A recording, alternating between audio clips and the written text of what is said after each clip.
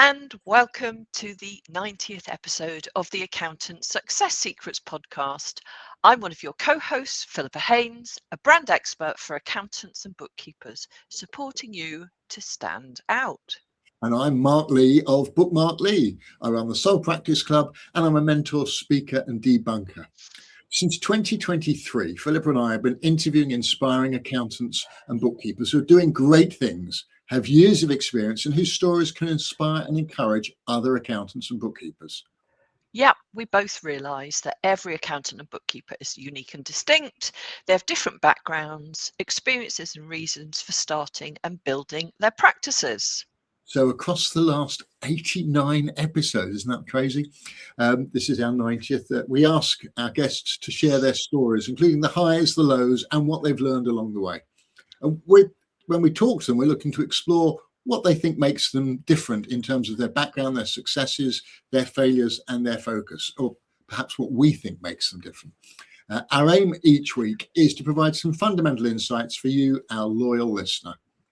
Yeah, and to do that, or to add on to that, we schedule regular reflections episodes like this one, where we look back on the last 4 interviews and spend 30 minutes or so just reflecting on what we've learned, the insights that we have both pulled out, and usually they refer directly to our own experience as well. So we try and really add to that so that you get real value from this episode.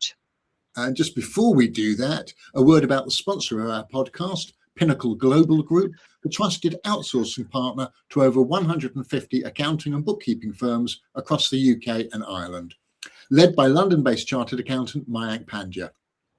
They have offices in London and Mumbai and a team of over 300 professionals. They provide both compliance resourcing from accountants, bookkeepers and payroll admins to tax and audit associates, and value-added support including management accountants, virtual finance controllers, financial analysts and more. They're GDPR compliant, ISO certified, covered by professional indemnity insurance, and offer flexible models, whether full-time, part-time, or pay-as-you-go. You can even start with a trial period or join their sponsored trip to Mumbai to meet the team in person. Find out more at www.pinnacleoss.co.uk or click the link wherever you're listening to this podcast. And also supporting the podcast is the Tax Advice Network. Their website enables accountants to choose specific specialist tax advisors for general tax support or for help across any of over 100 areas of tax. It's free to use, which is the wonderful part. You just pay the tax advisor you choose after agreeing terms with them. So go take a look at their website called Find a Tax Advisor .online, where you can also register to get their weekly tax tips, which are written especially for general practitioner accountants. And finally, before we start our reflections, you can also now subscribe to our podcast on the Patreon platform. This is where you can show your love and support for Accountant Success Secrets and also subscribe for exclusive Patreon-only extras. Yeah, it's simple to do. You just need to download the Patreon app. But once you've subscribed, you will get the extra episodes via your normal podcast platform. You'll find details of what to do in our normal podcast notes and on the Accountant Success Secrets pages on Facebook and LinkedIn. Lovely. Okay, now the first interview inspiring our reflections this week was on episode 86 when we spoke with Rachel Chadwick Harrison.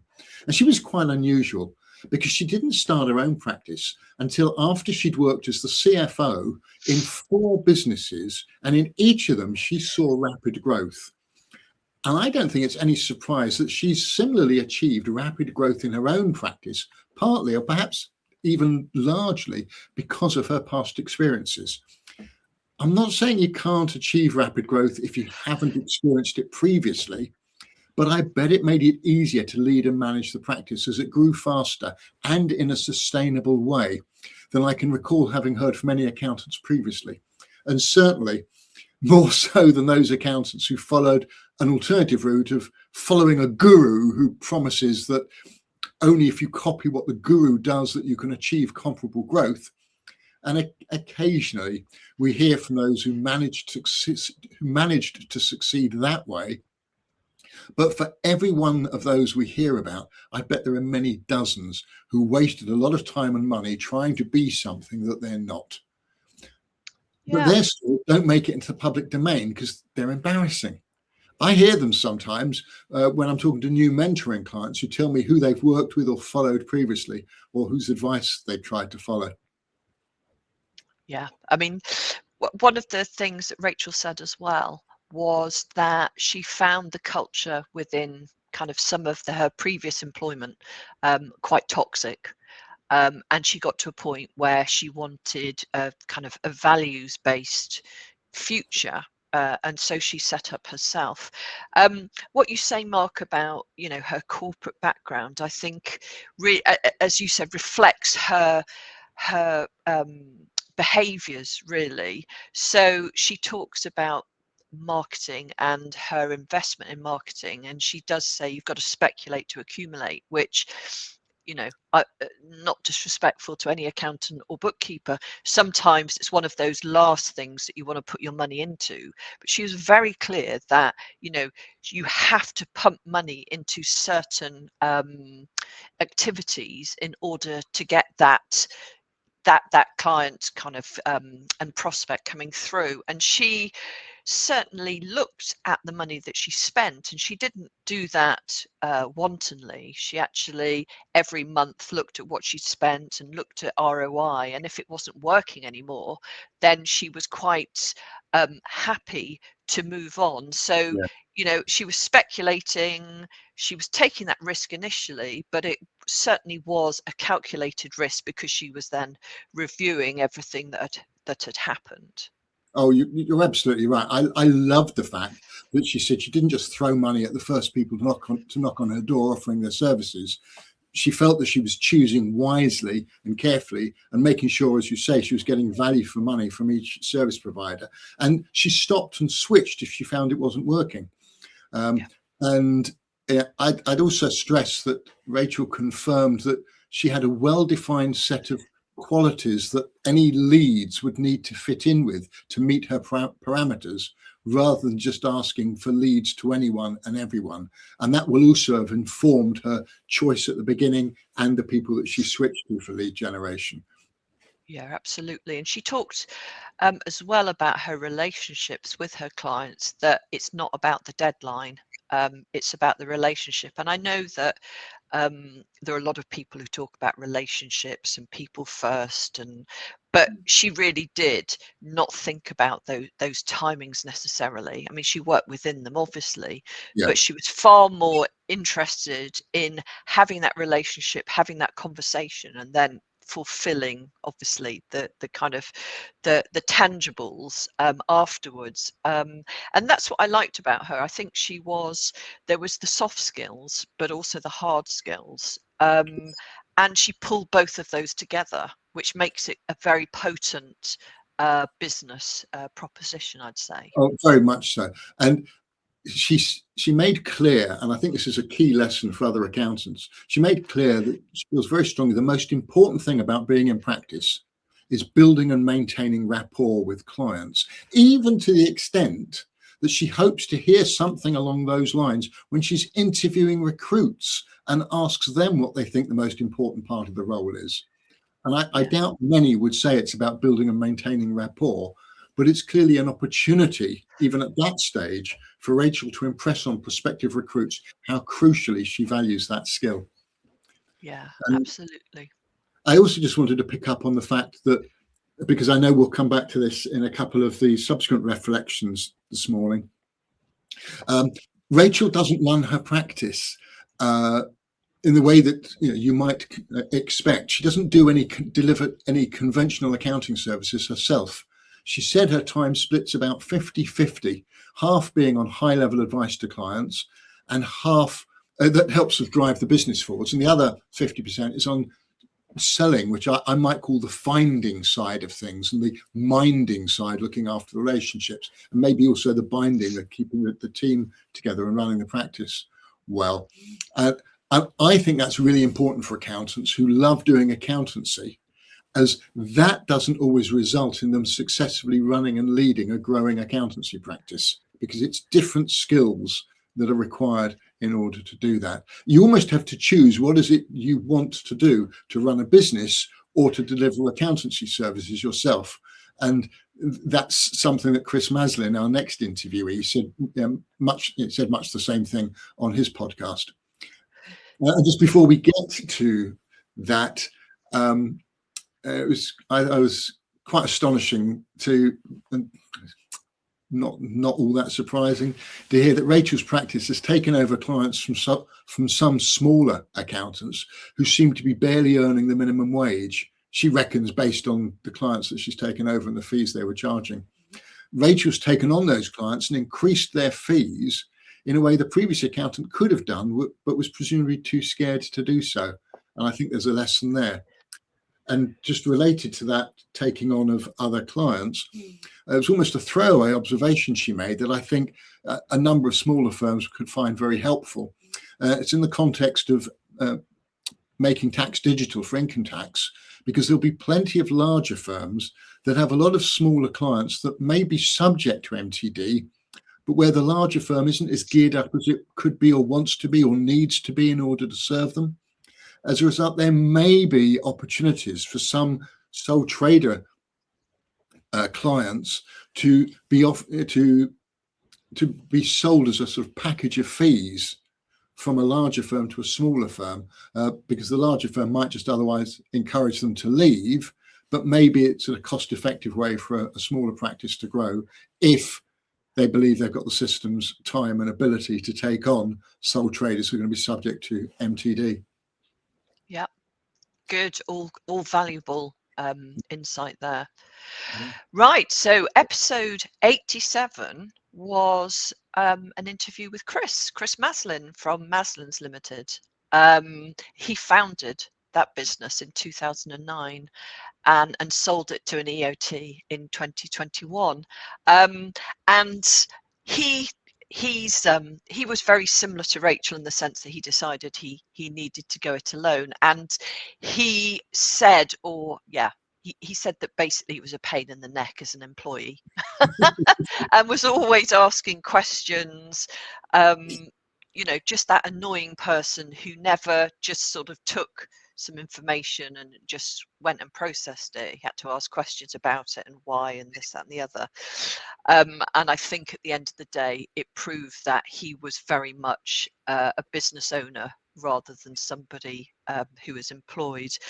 And so he set up his practice, and he did say that he realized that he'd taken on quite a lot and didn't realize just how much work there was. But having said all of that, I think he sells himself short a little bit, because it seemed to me that he was very good at kind of pulling everything together and realizing what needed to be done. And I thought what was really interesting was client acquisition and how everybody starts off just kind of knocking on doors, etc. But he realized quite early on that he was a very early adopter of free agent, and he started to use that relationship with his Twitter account, and he'd start to refer to free agent on that, and other free agent clients started to notice that, or prospects, and came and spoke to him. So I thought that was a really interesting way of kind of manipulating or marketing, should we say, which was good. But yeah, he is a fantastic example of niching, this horrible term, where you have an area of focus, and his is freelancers and creatives. And basically that's because his mindset is that he doesn't like to work in one particular field. He likes to sort of move around a little bit and work with different businesses doing different stuff. And he realized that creatives and marketing agencies are exactly like that. So he matched his own mindset and personality with the type of client that he wanted to work with. And guess what? That's the bit that works, because you've got to naturally work with somebody that you're interested in, or you're similar to. It's not something you can force, but if you know that you have a certain area of kind of strength, then certainly do play to your strengths. Well, it goes back to the point we just heard about, Rachel's ability to build rapport with clients, and it's easier to do that with people where you have something in common. I think so many of Chris's insights are of really wide application and go beyond many of the practical tips and ideas we've heard from previous interviewees. If you haven't listened to that interview, do go back and listen to it. And one of the key topics that came up in the conversation with Chris that perhaps doesn't come up as often as we might expect is risk management. And Chris talked about that in the context of those who now run his practice following his sale to the Employee Ownership Trust. And I just wanted to follow on from what we said on the podcast to an approach to risk management that I'd absolutely encourage accountants to consider. It draws on my own experience and the length of time I spent on the Audit and Risk Committee of quite a large charity. I think I actually chaired the committee when it was first established. And I'm sure plenty of listeners to the podcast are familiar with the traffic lights approach to risk management, where red is a serious problem, orange, this could be a problem, green, we don't have anything to worry about. But the question is always, how do you get to that point of ranking them red, orange, yellow, red, orange, green? And if I think the advice I still share now is you need to identify two elements for each risk that you identify. Obviously, I'm just going to run through this very quickly. One of them is, how serious would it be if it comes to fruition? And the other is the impact it would have if it comes to fruition. And then you multiply those two numbers together. So if you just have a scale of 1, 2, 3, so something that's really likely to happen and would have a major impact would score 3 times 3. That's 9. And something that we don't think is going to happen, but if it did happen, it wouldn't be a disaster, then we might get 2 by 2. So that would score 4. Clearly, significantly less of an issue, warranting less time and attention than something that scores 9. And a lot of the things which you end up dropping off your list of risks are those where it's very unlikely to happen. And if it did happen, it wouldn't have a major impact. And that ends up getting 1 times 1, which is 1. Obviously, you can have any combination of those at all. And picking up on the examples that Chris gave, he mentioned the possibility of the bookkeeping software they use could at some point decide to dump accountants and say we're going to market directly to users. And I don't think that's very likely, so it'd probably score a 2 rather than a 3, but it would have a major impact if it happened. So that would be a 3. So 2 times 3 would get a score of 6, which suggests it's worth spending some time thinking about how you'd adapt if it happened. And the sad thing is that I know most accountants only adapt as and when they really need to do so. And that's fine, I suppose. It's worked historically. Whether it will be so easy going forwards, who knows? Yeah, absolutely. And when he talked about risk as well, he talked about this niche and, obviously having all of your eggs in one basket, and because they're creatives, they need a lot of hand holding and a lot of sort of relationship building. So what I think he was saying was that he also has a number of clients kind of underneath that are slightly different, maybe easier to manage, don't require as much time, and that is almost like the the foundation that prevents all 100% risk. Sorry, I didn't say that very well, but you know what I mean. That's good. I do indeed. The other thing I just wanted to pick up on was Chris's acknowledgement that neither he nor his team were clear as regards his role after he sold his interest to the EOT. Yes. And the reason I wanted to reflect on that, because it's an issue even for accountants when they're just looking to build the practice or they're looking to the future in one way or another.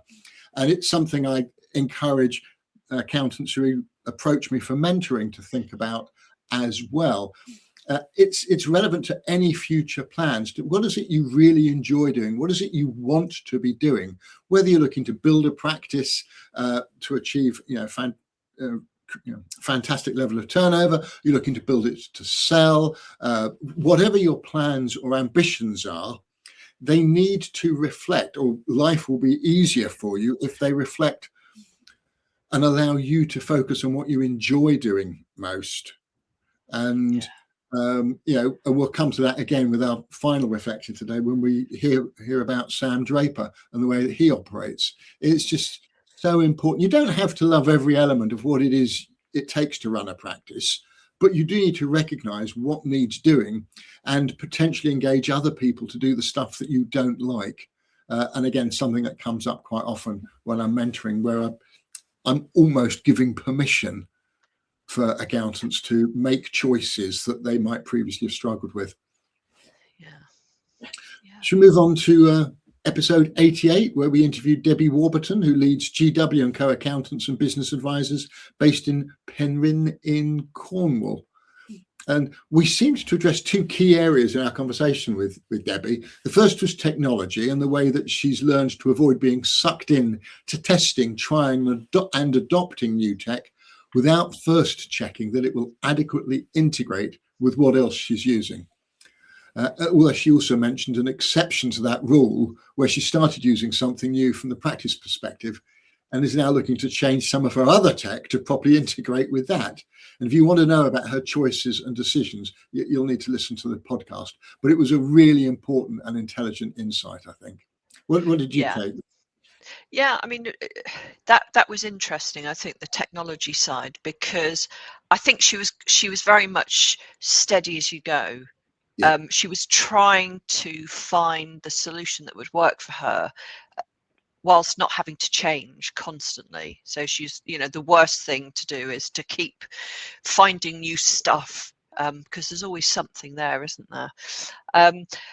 I suppose really that my big takeout from Debbie was the fact that she went from project manager to owner of the business. Now, project manager obviously has a very specific set of skills, and then I'm sorry, it wasn't project, it was practice manager. Practice manager, sorry, practice manager. Yes, thank you for that. But yeah, it does have a very certain set of skills, and when she took over, and that was over a period of time, what she hadn't done, and maybe this is the same for Chris as well, is she hadn't been clear with the staff there, with the employees, what was going to happen next and what her role was going to be and how it would work out. And a lot of what we talked about with Debbie was kind of the HR side of being a manager or being an owner, and managing people and managing relationships. And essentially going from practice manager to owner is quite a jump. And I think for some people, they found it quite difficult to make that change. And that's understandable. So in the end, Debbie did sit everybody down and talk about what the implications were. And she did say that she should have bitten the bullet much earlier and made it really clear how things were going to change. And then everybody, they can either accept it or not, but there are no question marks there. And that's important. Yeah, very much so. And that sort of also picks up on the way that her personality and the way she cares for her clients, and how that obviously comes across from the way she was talking to us, that obviously comes across in her conversations with prospects and clients. And I often encourage the accountants that I work with to build up a bank of stories that they can tell to evidence their approach and how other clients benefit from working with them. And Debbie clearly has loads of those to share. And just the two examples she gave of very recent conversations with prospects, I think probably told them all that they needed to know as regards why they'd benefit from working with her rather than with their previous accountant. But she related those stories to us, and I'm sure she does this with prospects as well. She related those stories in a way that wasn't showing off and wasn't preaching. It was just factual and evidencing the guidance and support that she provides to clients and how much they appreciate it. And that ties in very nicely with the ubiquitous discussion that accountants are used to hearing about compliance versus advisory practices. And anyone who's read my blog post or my articles on LinkedIn or heard me speak will know that I've never bought into the suggestion that compliance work is dying, or that if you don't move to advisory, you'll struggle to work or to keep your clients. However, I do and have long encouraged accountants to do at the very least what Debbie does, which is talking to clients about their business, their aims, their ambitions and plans, rather than simply processing compliance paperwork. And it's very easy, it's evidently very easy for Debbie to win clients from accountants who previously operated on that basis, just processing the compliance paperwork. Yeah, just going back to Debbie, and we were talking personality-wise, she's very direct and honest, and she's a northern lass, even though she lives in Cornwall now. But that is her personality, and when we're talking about brand a lot of the time, I think people think it's something bigger or more sophisticated than it really is. Your brand and your marketing should really demonstrate how you work. So, for her, being direct and no nonsense and honest, everything that she does, her website, whatever, should actually suggest that, whether it's how it's written, the tone of voice, the actual photography that's used, the imagery that's used, all of that good stuff, so that when somebody lands on her website, for instance, they can see how she and her team come across. And that's the difference, really. It's not about fancy names or anything. It's really about trying to communicate without being in the room how you work and operate. So she was a really good example of that. Absolutely. Funny enough, that's the final point I was going to make as well, because Debbie evidently recognises the importance of any new recruit being able to fit in with her and her colleagues from a personality perspective, as well as with clients, and that matters more than their technical ability and past experiences. Those are obviously important, but if the personality fit isn't right, then technical ability, past experiences become irrelevant. And that's something that's actually come up a number of times in our interviews. Yeah, we'd better move on to our final interviewee. Yeah. Episode 89. Go on then. Yeah. Oh, sorry, is this yours? You go ahead. You carry on. Yeah. We met Sam Drayton last week, who set up as the small business accountant, SML business accountant in Tufnell Park, London in 2020. And the first thing I just wanted to pick up on is the fact that when Sam started his practice, he told us that he had savings behind him and that it took a few years to get fully comfortable with being really choosy about who he takes on as his clients. And that sort of follows on from the conversation that we just had about Debbie. I loved his analogy with dating, especially after we heard later that his wife is a dating coach. So the analogy became a bit more obvious. But what he said was that the older and more experienced you get, the choosier you get, both if you're dating, shall we say, romantically, but also when it comes to understanding who you want and are prepared to work with as a client. And related to that was the fact that initially, it's tangentially related anyway, initially he thought he'd work with bigger clients, but then he realized that they took too much time to win, too much time to service, and they didn't leave him with time to build his practice. And they were perhaps too demanding as well. Given that, and I still find this astonishing, I alluded to it earlier, Sam consciously limits himself to about 25 to 27 hours of work a week. Yep. Yeah. And that includes the time spent at his local BNI networking group that he's helped to set up a couple of years ago, and all the time involved in running his practice. And that's all because whilst he wants to make a living, he also wants to spend time with his partner and two small daughters, because family time is more important to him than making a fortune from his practice. And good luck to him for that. Yeah, and I mean, he did divulge, his takings, and it's a pretty nice living at that. Yep. But yeah, for 25 to 30 hours, he does remarkably well. And I think one of the lessons that came across from our chat with him was it doesn't happen overnight. I think he was talking about it takes 5 to 6 years for you to get on your feet and understand what you're doing. Certainly, he was still using Excel spreadsheets for a whole number of years. And of course, then going over to a CRM system is quite painful. But yeah, he protects his time really, really carefully, and anything that he does weigh up whether it's worth it Yeah. versus the time that he has. That's right. I think he said if he had his time over again, it was one of his mistakes, he'd have switched from Excel to a proper CRM as soon as he had about 10 clients. It would have made life a lot easier for him. I thought that was a very valuable insight. He also mentioned that he's seen a lot of accountants on LinkedIn talking about the growth that they've achieved and how they're continuing to grow. And I'm not sure he found this inspiring, more daunting perhaps, as many others perhaps do. And he's realised that growth has to be balanced, both by his desire to spend so much time with his family and to limit his working hours, but also as he grows. And I don't think he said this, but it was obvious from our reflections at the start of today's pod. I'd observed that you have to be able to make time, not just for the client work, but also for managing and leading your team if you build one, as well as everything else.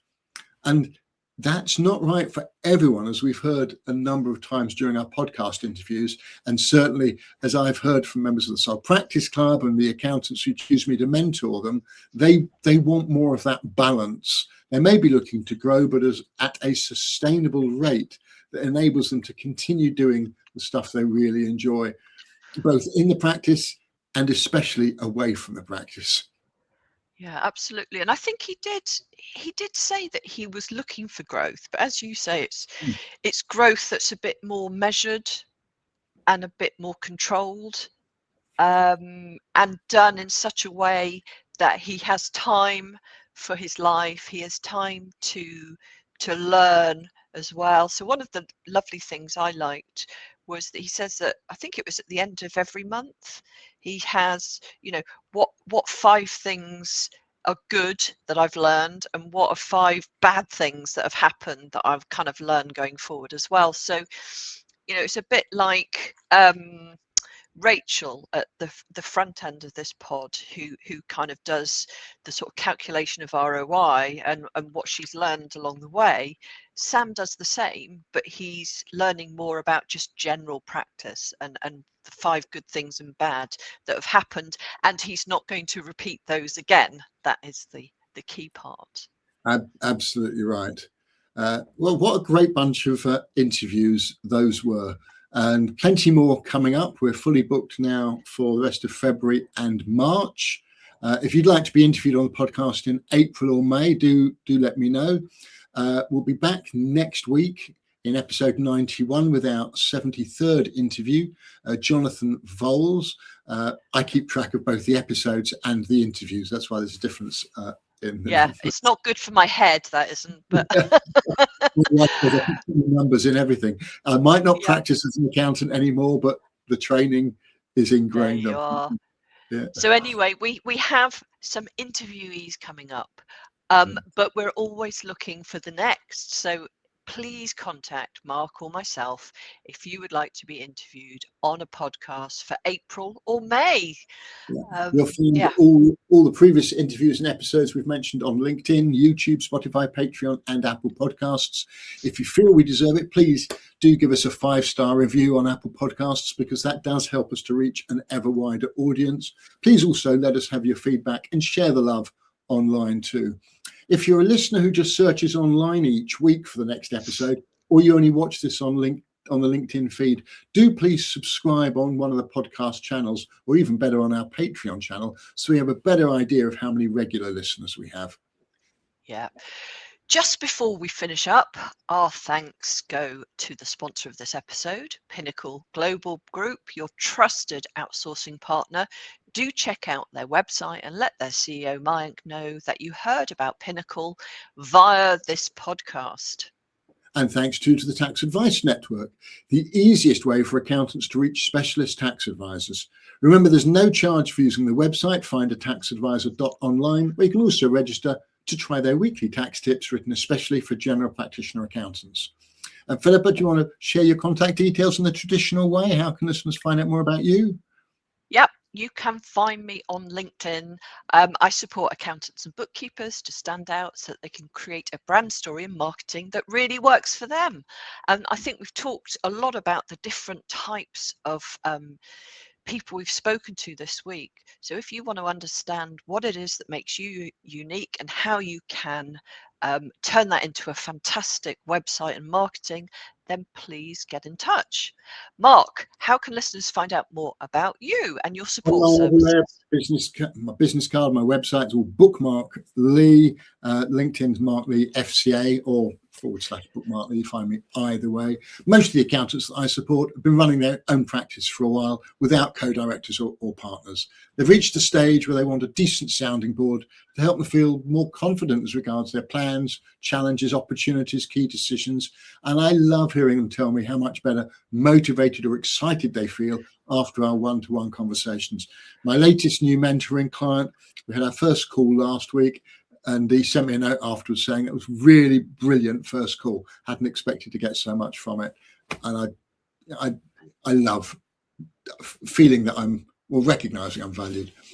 You get that feedback. Others love the support and collaboration that I encourage through the online Soul Practice Club. And we have fewer than 10 places left for this year. I'm always happy to have an initial conversation with no obligation, no strings, and never any pushy sales techniques. It's always, if you've enjoyed that, have a look at the website. You can decide what you want to do from there, bookmarklee.co.uk. In any event, I'd encourage you please to reach out and connect with both Philippa and me and on LinkedIn. And please follow the podcast pages on LinkedIn and on Facebook. Okay, that's it. We're done for another week. Yeah, many thanks, Philippa. It's been a joy and a delight. And our reflections, I love the way we don't rehearse this, which may be obvious to listeners, of course. Yeah. But our reflections all sort of mesh together and we pick up different, sometimes similar things. And it seems to flow very well. And we get the timing about right, too. It's amazing. Anyway, until next time on the Accountant Success Secrets podcast or anywhere else we might meet online or in real life. Bye-bye for now. See you next week.